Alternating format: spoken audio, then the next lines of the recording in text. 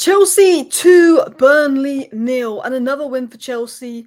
No Palmer, no Caicedo, no Estevao, no Garnacho. Well, three of those rested. Palmer is still out, and Chelsea get a big win. And that's a really important win for Chelsea because they've got Barcelona, they've got Arsenal, they've got a few big games coming up, and I guess they want to rest. And they're only 3 points behind Arsenal now. So if Spurs did somehow beat Arsenal, and then Chelsea went and beat Arsenal, Chelsea could be joint top by the end of next weekend, which is mad to think. Now, I don't think that will happen, but like a month ago, Chelsea was like just written off. Like a month ago, it was like, nah, like they're going to be in a scrape for top four. And ultimately, I don't think Chelsea are going to win the league. But I feel like this Chelsea team is always full of surprises. Like I can't quite figure out how good this Chelsea side is because I'm like, well, they've got Caicedo, who's probably the best midfielder in the world right now. They've got Cole Palmer's an unbelievable player to come back into this. Esteval's mint. João Pedro, I know wasn't his best game today, but I do rate him. You know, Garnacho is hit and miss, but as a Man United fan, there is a real threat in Garnacho. Gitten shows glimpses of potential. Esteval is just a baller. Like Neto has good moments. Like Santos coming in for Caicedo and not really noticing too much of a drop off tells you everything about Santos. You know, Lavia when he stays fit is mint. Like I look at Chelsea, and 1 minute I'm like Burnley could make this 1-1. Like Chelsea can't control a game out. And the next minute they score this amazing goal, and I'm like, well, this Chelsea team is good because there's no Caicedo, there's no Palmer. You know, this is the Premier League. Like, I can't quite figure out if Chelsea they're going to get top four good, or they could challenge the title good, if you know what I mean. Pardon me. But let's dive into my thoughts because I want to talk about Santos. As a Manchester United fan, when we were doing the Garnacho deal, I said we should just push for Santos. Now, apparently Chelsea offered us Lavia because of the injuries, not Santos. Chelsea did not want to sell Santos, but I was like, see if we can do a swap for Santos. I was like, because I'd be happy with that. I know Chelsea fans wouldn't. And it just made me want Santos even more, watching Chelsea today, who probably aren't going to sell Santos. The way he filled in for Caicedo was unbelievable. And I do apologise. I did have a fizzy drink just before recording, so I'm a little bit burpy now. I probably should have not done that. But look, Chelsea go to Burnley away. 12:30 international break. You know, a lot of players have done travelling. It's not an easy game. Like the 12:30 kickoff after international break is the game that no one wants. Away, Palmer was injured, but rest Caicedo, Esteval, Garnacho, still win, get them fresh for Barcelona, get them fresh for Arsenal. Was it a pretty performance? No, but was it a big result? Yeah, because you got the 3 points. 3 points, momentum. Do you know what it is? It's just about momentum. Like there's times where City have been at their best and they've played a team that is favourites to go down, but City only just win that game 2-1. But then that will be City's 6th win on the bounce. Do you know what I mean? Like for me, this was that momentum game for Chelsea. Beat Wolves, beat Tottenham, beat Burnley. That's 3 wins on the bounce for Chelsea, and that's really put them up the league table.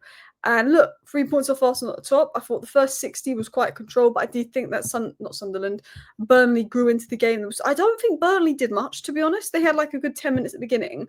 And I don't think Burnley did a lot, but then those last 20 minutes until you scored and made it 2-0, really good work from Guiu. I'm going to talk about him in a second. I thought that like there was moments where I was like, oh, Burnley could get a jammy goal here. Like Chelsea were dominant, but they needed to make it 2-0. Like when I watched Chelsea, you guys need to make it 2-0. Like, I feel like your weakness is defence, but I thought Tosun was really good today, by the way. I thought Cucurella was phenomenal, and Reece James, when he's fit, is obviously phenomenal. But I sometimes feel like Chelsea, if they've got a 1-0 lead and they've got to hold on, they can be vulnerable. But I feel like they've got the quality to go 2-0 up, and then that takes that pressure off. Sometimes I do question Maresca's subs. You know, he's quite reluctant to use Esteval. I think Esteval should play more. Sometimes I felt the subs didn't help with control, but the Guiu sub made sense because Delap looks rusty. Very rusty, I will say that. But let's talk about Santos, then we'll talk about Guiu, and then we'll talk about some other bits. Santos is a baller. Santos is my favourite kind of player. Somebody that can own the midfield. My favourite players are the Moises Caicedo, Sandro Tonali type players that are good on the ball, but off the ball they can own the field. And that was Santos today, reading the danger, cutting out the passing lanes, screening defence was unreal. His scanning, his IQ, he had elements of that Declan Rice, Caicedo, defensive genes, scanning. You know, I feel like he is not only good at pressing, not only good at covering ground, but I feel like he is just an absolute monster when it comes to interceptions, reading the game, transition stopper. Like he's a transition stopping monster. I felt like he made everything so much harder for Burnley that I don't think really challenged Sanchez very often. There were so many times where Burnley had transitions and he just shut them down before they started. Like he reads the game so well. He was scanning, he knew where to be, he could predict play so well. He was such an intelligent player and he's got that physicality to do well. I always say this, the Premier League is such a physical league. And I think if you've got that physicality in midfield, that's just as important as technicality. And Santos has that brilliant physicality there where he was just absolutely reading the game like a monster. Just shut down plays so many times. He dominated duels. He covered so much ground. He also, and one thing I noticed about Santos was the way he positioned himself, when he was receiving the ball under pressure was very clever. A guy can be quite good off the ball and winning duels for Man United, but on the ball, you just push a guy off it and a guy will give the ball away. And a guy is painful to watch for Man United because when he's on the ball, he's so easy to push off. Whereas you look at Santos, and again, another reason why I want him at Man United, I know it's not going to happen, is the way he positions himself when he receives it under pressure and how he's so much better at receiving it under pressure. I just think his timing was obviously very good with the blocks, the interceptions, the clearances. It was very Caicedo-esque, and maybe he's been learning from Caicedo. He was very obviously man of the match, but I also felt on the ball, he doesn't look vulnerable. He doesn't look like someone you can press to give it away. I think he positions his body quite well on the ball. And look, these are his game numbers here, like clear man of the match. 63 touches, 7 duels won, 4 interceptions, 4 times possession won, 4 clearances, 3 tackles, 2 fouls, 1 chance created, 1 shot. Player of the match, particularly in that first half, he was just running the show. I think he was good all match. Like, I just remember at half time, like, wow, he just ran the show.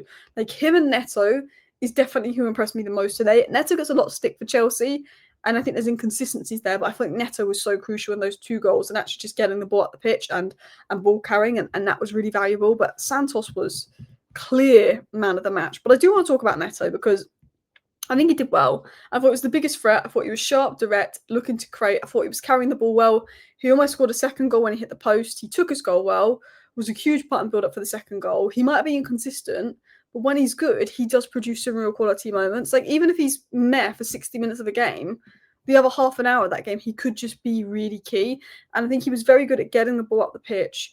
And the runs he meant that a Burnley defender had to occupy him all times, which opened up more space on the pitch. Hit the post, scored a good header, was so key for that goal. Marc Guiu did so well. He came on for 15 minutes, I think? No, 10 minutes. And he did more than Delap in an hour. Now, Delap is rusty. Don't get me wrong. But that was such good striker play from Guiu. The way he held the ball, the physicality from Neto and Guiu, actually, the athleticism as well was really good. But the strength to hold off the defender, the speed to make the run, and some strikers would be selfish there and try and shoot. He wasn't selfish.